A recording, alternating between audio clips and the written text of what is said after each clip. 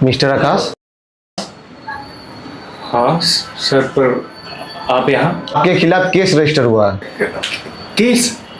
किसने किया केस? आपकी वाइफ निकिता ने आपके ऊपर घरेलू हिंसा का केस किया है। निकिता ने केस किया है?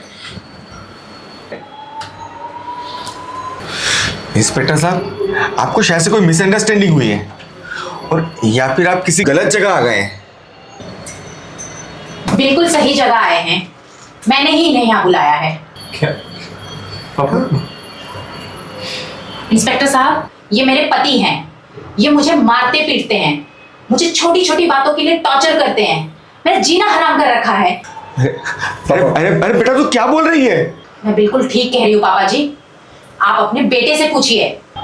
मुझे मेरे लॉयर से 1 मिनट बात करना है। सॉरी सर, जो भी बातचीत करनी है आपको पुलिस स्टेशन में करनी होगी। अरे अरे सर, पर ऐसे कैसे? पापा, आप परेशान मत होना, कुछ नहीं होगा मुझे। मैं सब सही कर दूंगा। आप अपना ख्याल रखो